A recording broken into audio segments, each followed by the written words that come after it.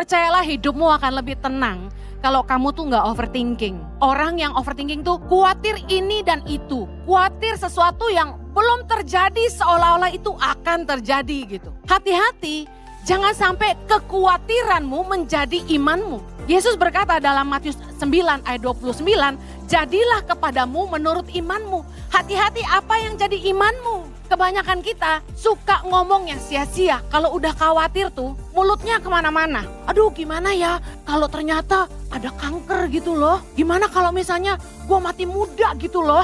Gimana kalau misalnya laki gue selingkuh gitu loh. Jadi kayak yang belum terjadi bahkan belum tentu terjadi. Udah dikhawatirin. Tahukah Anda bahwa yang bisa mengalahkan iman kita adalah asumsi kita yang salah. Orang belum tentu begitu tapi kita udah mikirnya gitu. Mari iman tuh yang baik. Keadaan gak baik pun perkataan kita harus baik. Karena ucapan adalah doa. Terima kasih Tuhan. Kami bersyukur buat kasih-Mu dalam hidup kami. Kami mau bilang bahwa kami hidup cuma buat Tuhan. Hidup ini milik Tuhan dan kami percaya bahwa Tuhan yang akan memelihara kami. Menolong kami. Kami percaya bahwa di dalam tangan Tuhan kami aman. Bapak sebentar firman-Mu diberitakan. Berdoa supaya ada damai sejahtera yang memerintah dalam batin kami. Biarlah kami boleh menerima pewahyuan-Mu. Ada hikmat Tuhan dalam setiap kata-kata, dalam setiap ayat yang kami dengar dan kami baca. Tolong hamba-Mu Tuhan, karena sungguh tanpa Engkau hamba tidak mampu menyerahkan setiap menit-menit ke depan ke dalam pimpinan Roh Kudus. Biarkan selalu Kristus yang dipermuliakan dalam hidup kami. Umat yang siap mendengar dan melakukan firman Tuhan sama-sama kita katakan. Amen. Silakan duduk kembali. Puji nama Tuhan, senang sekali saya bisa kembali melayani. Are you excited? Yes. Sore hari ini saya akan khotbah tentang live no worry. Hidup tanpa kekhawatiran. Ada 3 kunci gimana kita tuh nggak hidup dalam kekhawatiran. Yang pertama, jangan overthinking. Katakan kanan kirimu, jangan overthinking. Matius 6 ayat 34. Kita baca sama-sama. Sebab itu janganlah kamu khawatir akan hari besok. Karena hari besok mempunyai kesusahannya sendiri.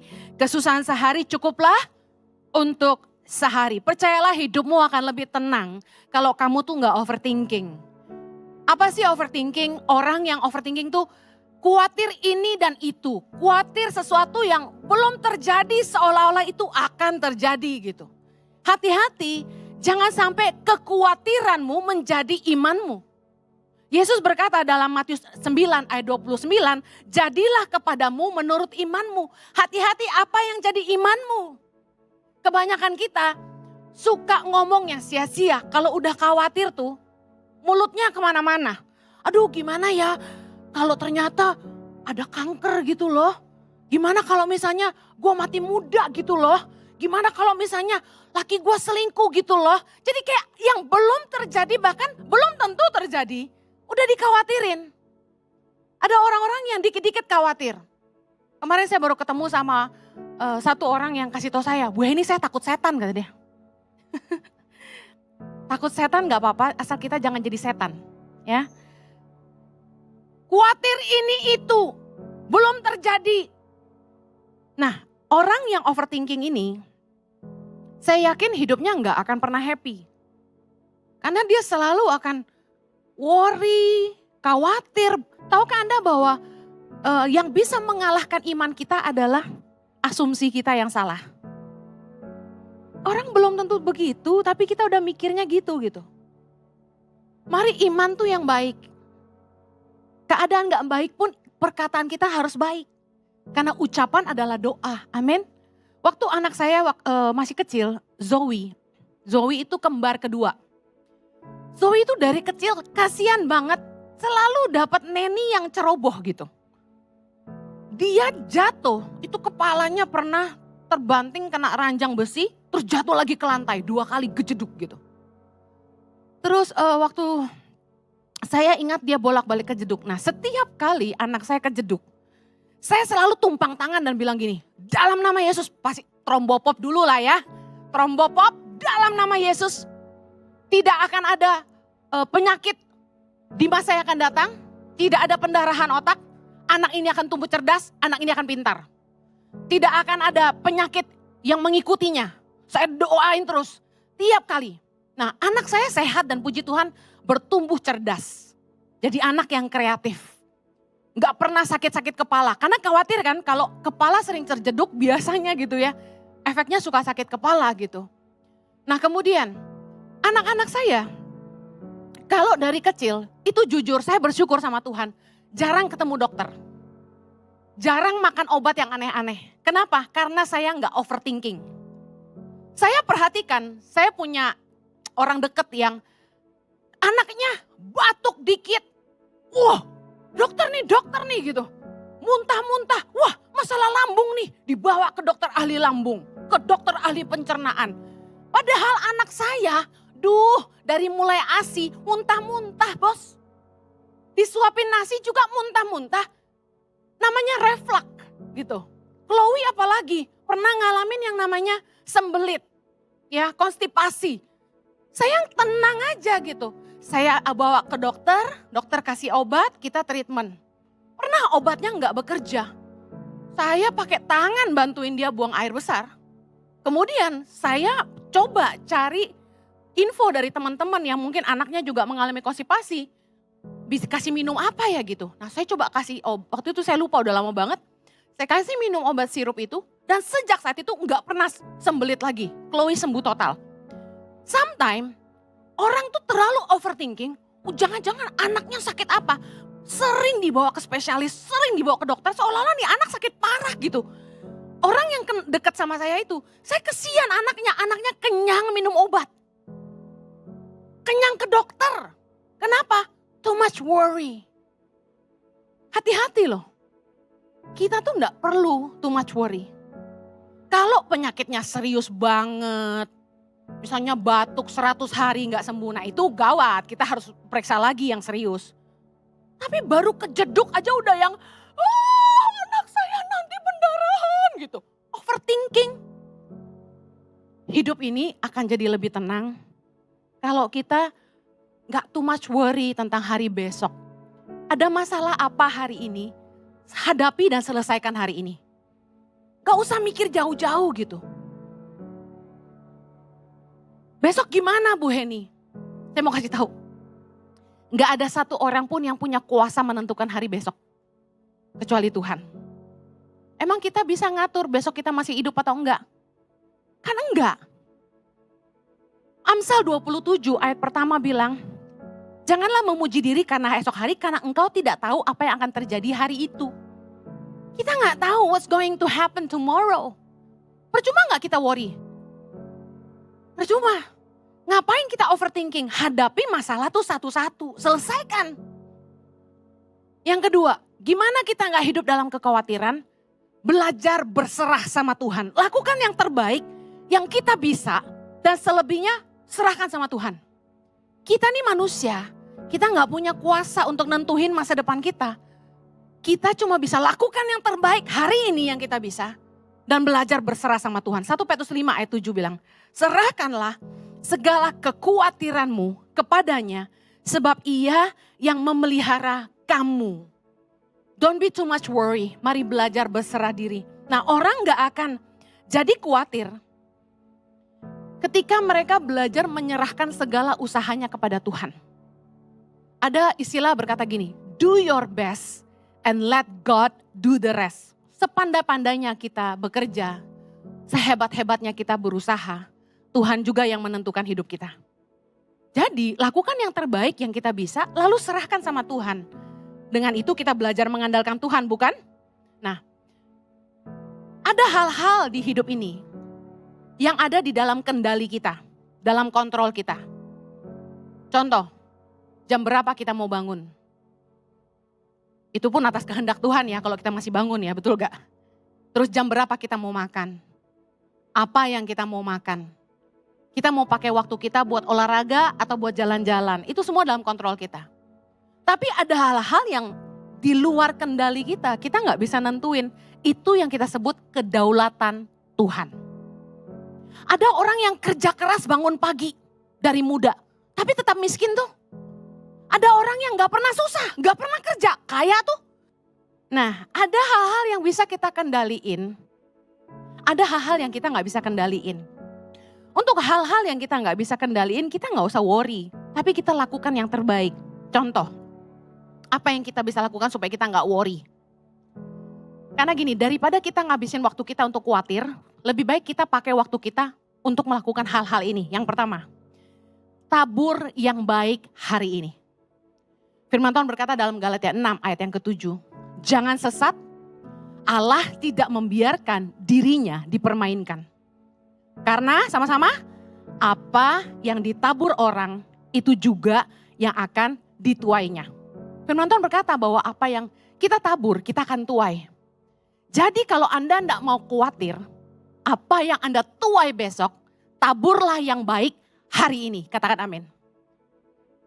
Apa yang kita harus tabur Bu Heni? Kalau Anda lihat temanmu susah, Anda coba tolong dia, tabur kebaikan sama dia. Anda ketemu orang, bahkan mungkin orang ini pegawaimu, taburlah kebaikan.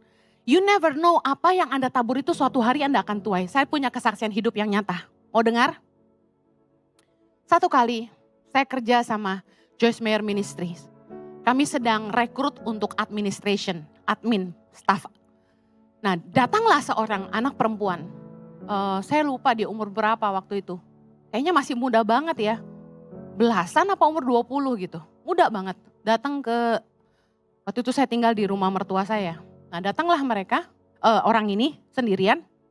Interview, akhirnya selesai dia pulang.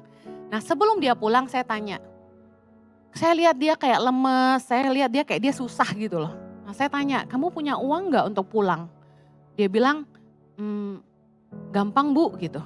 Terus saya kasih uang. Saya kasih 50.000, zaman itu mah lumayan deh ya. Dia pulang naik taksi, saya kasih 50.000 karena rumahnya gak jauh.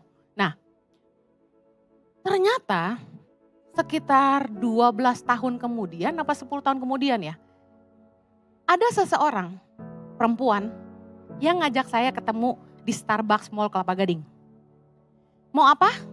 Orang ini pengusaha. Dia mau nabur buat Tangan Pengharapan. Yaitu buat bangun asrama Tangan Pengharapan. Dia dengar saya khotbah bahwa saya tuh sedang dikasih visi sama Tuhan bangun 10 sekolah berasrama untuk melahirkan 1000 pemimpin buat Indonesia. Nah tiba-tiba dia ngajak saya ketemu, dia bilang ini, Ciheni saya mau nabur. Oke, saya bilang siap, terima kasih banyak. Saya kasih kontak kantor, kemudian rekening yayasan, selesai. Dia nabur untuk 1 asrama. Nah, gak lama dia telepon saya lagi. Ciheni, boleh doain kantor saya? Zaman itu saya masih khotbah keliling ya guys. Jadi zaman dulu masih belum sesibuk hari ini. Dia bilang siap, saya datang ke kantornya, doain kantornya. Karena ini kan donatur Tangan Pengharapan ceritanya. Begitu saya selesai doain, biasanya hamba Tuhan pulang dikasih amplop. Nah saya terima aja ya, namanya udah biasa ya kan, memang hidup dari amplop zaman itu guys. Jadi dikasih amplop saya pulang. Nah sampai di rumah itu udah malam. Saya buka amplopnya, saya kaget. Wah salah nih, jangan-jangan bukan buat gua ini mah, buat yayasan kali. Saya cepat-cepat telepon. Saya bilang, sorry, ini buat saya atau buat Tangan Pengharapan? Terus dia bilang, buat Cici. Ah serius kamu? Saya bilang, ini banyak sekali loh. Seumur umur gue doain orang baru kali ini kasih segitu gitu. Saya shock. Pengen tahu gak berapa? 500 miliar. 500 miliar. Berapa? 500 million.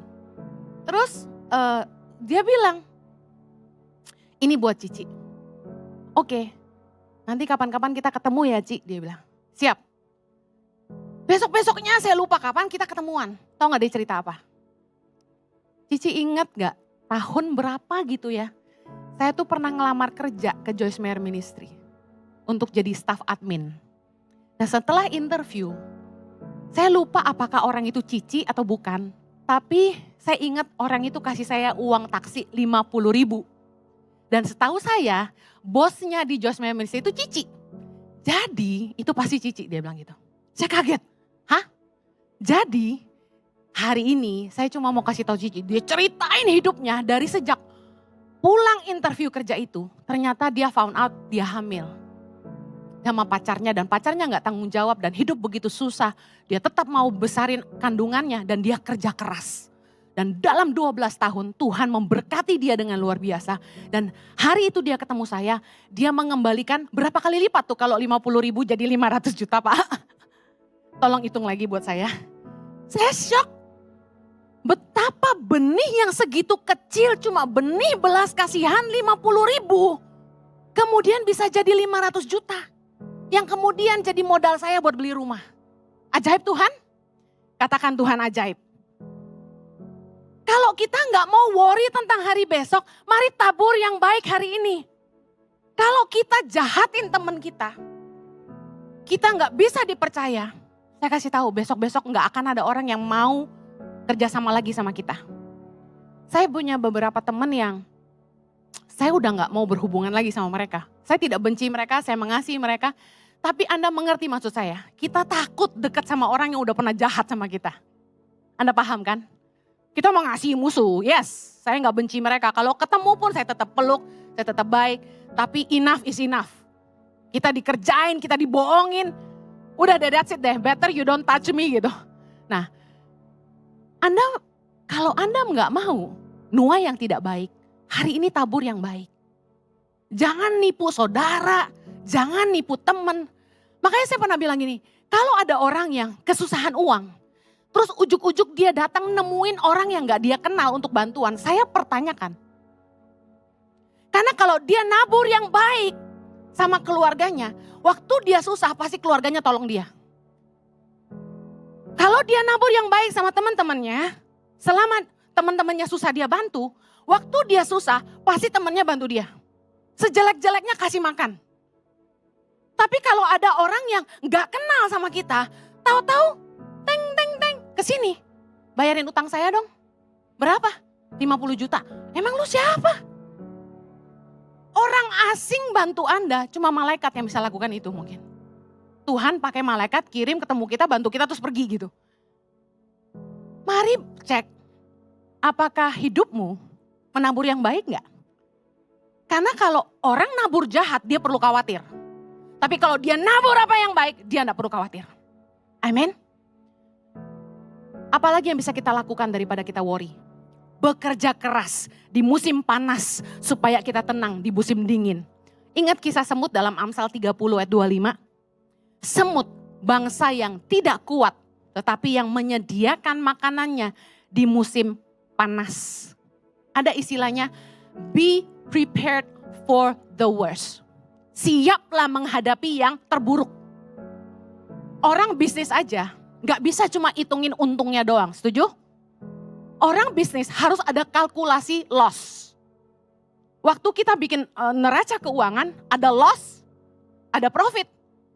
Nah, kalau kita prepared for the worst, kita ready untuk hal yang terburuk terjadi, kita akan kerja keras selagi kita bisa. Saya pernah cerita di khotbah yang lain, bahwa seorang tour leader kenalan kami dari Jordan, sejak pandemi berakhir, dia kerja terus supaya dia bisa nabung. Satu yang dia katakan ke saya khawatir kalau pandemi datang lagi, saya gak bisa kerja, jadi mendingan saya kerja keras. Nah, saya mau ngomong sama yang masih muda katakan amin. Mumpung Anda masih sehat, mumpung Anda masih kuat, kerja keraslah. Akan datang masanya, Anda gak perlu kerja keras, tapi Anda tetap bisa hidup dengan enak. Nah, anak muda suka kebalik. Santailah bos, YOLO, you only live once. Happy bro. Ngapain? Begadang tiap malam sampai pagi. Terus ngapain? Minum. Mabok. Judi. Main-main doang bu. Kita gak judi bu. Kita gak ke kasino. Kita doang yang main. Terserah lu lah. Ya. Terus ngerokok, depas debus. Waduh, satu hari berapa kotak. Yang kecil kok bu, rokoknya yang kecil. Yang zaman sekarang ini loh, apa tuh namanya? Vape, bukan vape. IQOS. Ya kan? Nah, udah. Enjoy life lah bu. Wah ini kayak gak pernah muda aja, kan gitu kan? Hati-hati, satu hari kamu tua. Kamu mau nuai sakit liver? Kamu mau nuai sakit kanker paru-paru? Tolak dalam nama Yesus. Kalau kamu gak mau khawatir tentang masa tuamu, jaga hidupmu di masa mudamu. Hidup sehatlah dari muda. Kerja keraslah ketika kamu masih muda. Ini yang doyan minum, ngerokok, sama judi pasti marah sama saya, bodoh amat. Saya ngomong apa yang benar. Orang gak akan perlu khawatir kalau dia nabur yang baik hari ini. Amin. Anda gak bisa egois. Mulut-mulut gua, paru-paru gua. Urusan lu yang apa sama lu? Ketika kamu sakit, sadar gak kamu nyusahin pasanganmu? Kamu nyusahin anakmu? Kamu nyusahin orang-orang di sekitarmu? Belum lagi kalau kamu gak pernah punya asuransi dari muda. Itu biayanya ratusan juta. Siapa yang mau bayar? Heran, orang tuh lagi sehat, lagi kuat, belagu. Tapi kalau dia udah sakit nyusahin orang gitu loh. Mumpung Anda masih muda, jaga kesehatanmu. Karena firman Tuhan berkata, apa yang ditabur orang itu yang dituainya. Semut, itu dia bangsa yang lemah, not powerful. Tapi dia kerja keras di musim panas. Supaya dia gak usah khawatir menghadapi musim dingin. Di hidup kita juga sama, gak selalu summer bos. Ada winter time. Gak selalu happy. Ada kan datang masa-masa sulit, masa-masa kelam. I think khotbah ini akan jadi lebih dimengerti karena kita baru lewatin pandemi.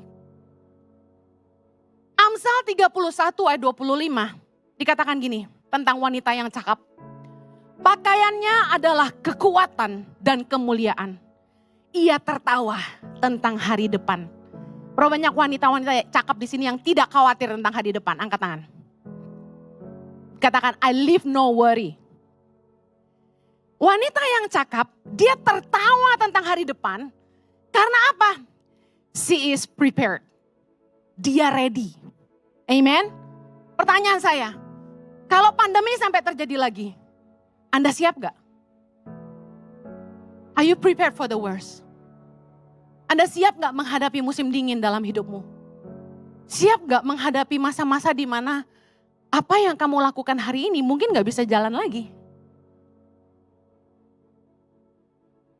Kalau Anda gak mau hidup dalam kekhawatiran, be prepared. Siap-siaplah. Jangan boros-boros lagi. Jangan beli yang gak perlu. Firman Tuhan berkata, orang yang mengejar barang yang sia-sia akan berkekurangan. Kadang-kadang nafsu kita kegedean, kemampuan yang kurang. Mari kerja keras, jangan ikut gaya hidup orang lain. Saya ngomong ini sama perempuan terutama. Laki-laki beda cerita, habis ini laki-laki, sekarang perempuan dulu. Ya, siap-siap ya. Saya ini orang yang gak branded minded. Saya gak ngikutin tren. I set the trend. Dari dulu, saya gak pernah ikut-ikutan. Orang lagi musim apa, rame pakai itu gitu. Wah lagi musim coloring hair, semua cat rambut. Pernah satu musim itu biru, hijau, merah. 3 warna satu kepala, ingat? Saya gak ikutan. Banyak yang ngerayu saya, udah cat aja rambutnya. Keren nih kalau dicat nih, digitu-gituin saya. Saya gak pernah ikut-ikutan orang. Saya gak pernah iri orang punya tas mahal. Saya gak pernah ngiri ipar saya pakai. Dia punya Chanel yang original. Dia punya Louis Vuitton, Prada. Tas dia satu lemari, gak ada yang palsu. Saya gak pernah ngiri, I don't care. Hidup kita, tanggung jawab kita. Kalau memang orang punya lebih, biarlah mereka nikmati. Kalau kita gak punya lebih, ngapain kita ikut-ikutan orang? Nyusahin diri sendiri. Kalau kita beli nyicil, emang nyicil gak bayar? Siapa di sini yang ngerti cicilan berat juga bos? Berapa di sini yang setiap bulan cicilannya 10 item? Gak apa-apa beli kursi pijit cicil 1 juta sebulan. Gak apa-apa beli ranjang king coil cicil 5 juta sebulan. Berasa tuh.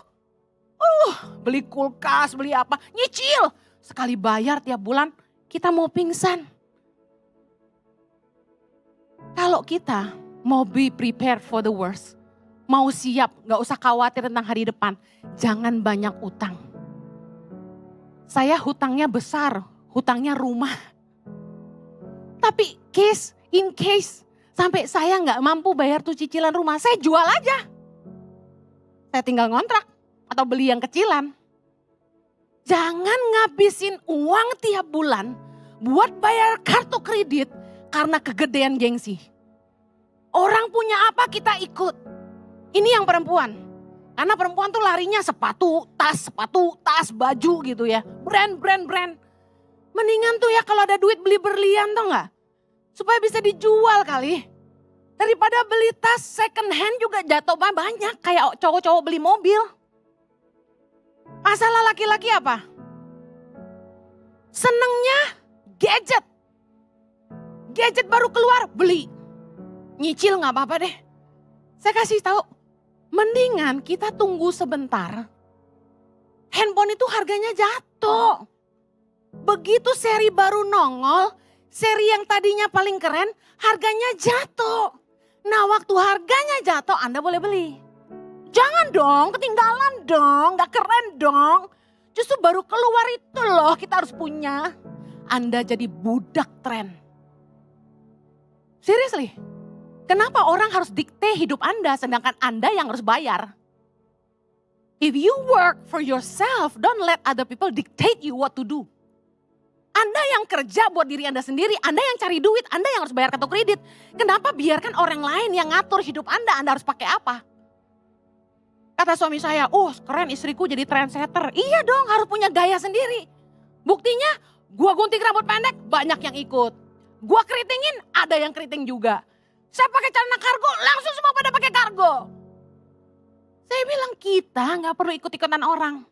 Tadi pagi suami saya khotbah tentang kunci menjadi diri sendiri. Keren. Gak usah ikut-ikutan orang lain. Kalau Anda nggak mau hidup dalam kekhawatiran, jangan kegedean gengsi daripada kemampuan. Amen. Hidup berpadan dengan apa yang ada. Be prepared for the worst. Orang kalau punya tabungan, dia akan tenang. Tahu nggak tabungan Anda harus berapa baru Anda tenang? Tabunganmu minimal 3 bulan biaya hidupmu. Kalau Anda niat resign dari kerjaan, saya kasih tahu, at least you have to save 3 months of your income and expenses. Jadi misalnya 1 bulan Anda butuh 20 juta untuk hidup. Anda harus punya saving 60 juta. Always be prepared. Kalau sampai Anda mau lebih safety lagi, punya 6 bulan cadangan uang. Kalau Anda mau lebih safe lagi, punya setahun cadangan uang. Anda punya gak hari ini? Yang punya angkat tangan. Oh Bu Heni, duit saya mah ngapain gua takut? Ajaib. You live under abundance of grace. Engkau hidup dalam kelimpahan. Amen. Saudara tahu ciri-ciri orang yang khawatir hari besok? Itu mereka biasanya pelit. Kok apa hubungannya pelit sama khawatir? Soalnya dia mikir gini, duh kalau gua kasih hari ini, besok gua kurang. Saya gak munafik, waktu kebutuhan lagi banyak dan pengeluaran lagi banyak, nabur tuh terasa berat. Karena duit kita tinggal dikit, betul? Mesti nabur gitu, aduh apalagi gede gitu naburnya. Berat, gimana besok? Ntar kalau tagihan kartu kredit datang kita gak bisa bayar. Tapi saya belajar, tiap kali saya nahan, berkat Tuhan juga tertahan. Tapi ketika saya mengambil keputusan, tabur aja. Saking terlalu banyak nabur, tiba-tiba MBCA tulis gini, saldo tidak mencukupi. Gue kaget, dah habis duit gue. Baru langsung kilik-kilik suami, masih ada duit gak? Tolong transfer dikit. Ini saldo tidak mencukupi. Saking lupa transfer terus. Saya bilang kenapa duit habis ya? Kok bisa habis ya? Tapi you know, Tuhan tuh baik. Tiap kali saldo saya udah sampai gak cukup lagi, Tuhan selalu isi. Tuhan selalu berkati. Gak pernah kurang, selalu cukup. Dan kita dimampukan untuk terus jadi berkat. Amen. Nah kalau kita gak mau hidup dalam kekhawatiran, banyaklah nabur, bijaksanalah mengelola keuangan, jangan punya banyak utang yang gak penting-penting, gak perlu hidup ngikutin gaya hidup orang lain, tapi kerja keras, punya tabungan, Supaya kita gak perlu kurang. Saya punya tabungan tapi di Australia. Sayang dong kalau dicairin ke rupiah gitu kan. Makanya saya bilang sama suami, kamu cari rupiah aja. Kan aku gak punya uang. Nah suami saya kan bilang, dia kasih uangnya ke saya. Saya senang gitu punya suami yang rajin bekerja. Nah bagi jomblo-jomblo yang tidak mau khawatir akan masa depan, cari laki-laki yang suka kerja. Katakan amin. Nah istri-istri yang suaminya rajin kerja, jangan suka marah.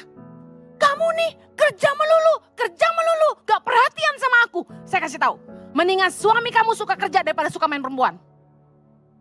Pilih mana? Yang suka kerja apa suka main perempuan?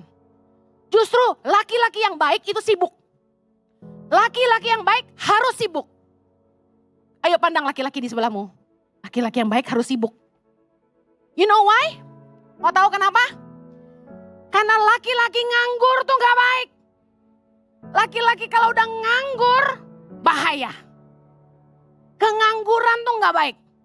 Terlalu banyak imajinasi liar. Kesempatan nonton-nonton yang gak perlu. Kesempatan buat main-main yang gak perlu dimainin. Jadi saya senang suami saya sibuk. Sibuklah terus sayang, teruslah berkarya. Haleluya. Amin. Kita harus bertumbuh. Jangan sampai buang waktu. Saya akhiri, yang terakhir. Kalau kita tidak mau khawatir, mari percaya pemeliharaan Tuhan. Kita akan bisa tidur nyenyak, hidup dalam damai sejahtera. Kalau kita punya sikap seperti ini. Yang pertama, kita punya Bapa yang baik. Katakan amin. Matius 6, ayat 31. Sama-sama baca. Sebab itu, janganlah kamu khawatir dan berkata, apakah yang akan kami makan? Apakah yang akan kami minum? Apakah yang akan kami pakai? Semua itu dicari bangsa-bangsa yang tidak mengenal Allah. Akan tetapi Bapamu yang di sorga tahu bahwa kamu memerlukan semuanya itu. Katakan amin. Berapa banyak saudara percaya bahwa Anda punya Bapa yang baik? Ada lagu yang bilang, ku tahu Bapa peliharaku. Dia baik, dia baik. Amen. Anda gak akan khawatir kalau Anda mengenal siapa Bapamu. Dia Bapa yang baik. Mungkin ada di antara Anda yang lahir di keluarga yang papamu gak baik. Tapi saya kasih tahu, Bapa kita di sorga, dia sangat baik. Dia tahu apa yang kamu perlukan. Dan dia pasti menyediakan. Bukankah di masa-masa sulit, gak ada di antara kita yang kelaparan? Katakan Tuhan baik. Terakhir saya mau tutup dengan kesaksian. Staf saya di Tangan Pengharapan, dia leader pendidikan yang mementor guru-guru pedalaman di seluruh Indonesia. Satu hari dia WhatsApp saya. Kami sering kali meeting. Ketika ada masalah ini dan itu, kami meeting untuk selesaiin masalah-masalah di Tangan Pengharapan. Di seluruh Indonesia. Dan dia heran lihat saya tuh tenang gitu. Bisa jawab masalah satu-satu, bisa kasih solusi satu-satu. Dia heran. Jadi dia WA saya sore-sore dia bilang gini. Bu, boleh saya tanya? Kenapa ibu bisa setentang itu? Menghadapi begitu banyak masalah di Tangan Pengharapan. Kok ibu bisa tenang? Dia bilang gitu. Tadi siang suami saya baru khotbah. Cerita bahwa Tangan Pengharapan tuh tiap bulan harus raising fund 3 miliar. Untuk bisa keep the programs running. Gak kecil kan? Harusnya saya stres gak? Harusnya stres banget. Apa yang membuat saya tenang? Saya mau share ini rahasianya. Orang tuh jadi gak khawatir kalau dia percaya bahwa apa yang dia punya itu milik Tuhan.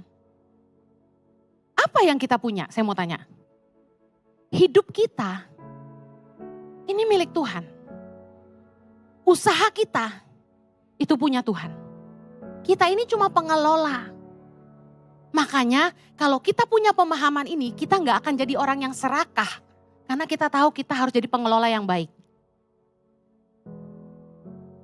Roma 11 ayat 36 berkata, sebab segala sesuatu adalah dari Dia, dan oleh Dia, dan kepada Dia. Bagi Dialah kemuliaan sampai selama-lamanya. Mari serahkan kepemilikan atas hidupmu dan usahamu kepada Tuhan. Saya percaya kalau kita belajar menyerahkan semua yang kita punya, bahkan hidup kita sama Tuhan. Kita mau bilang sama Tuhan, I am yours and all I have is yours. Kita percaya bahwa Tuhan yang pasti akan pelihara kita. Kalau Tuhan yang utus, dia pasti urus. Amen.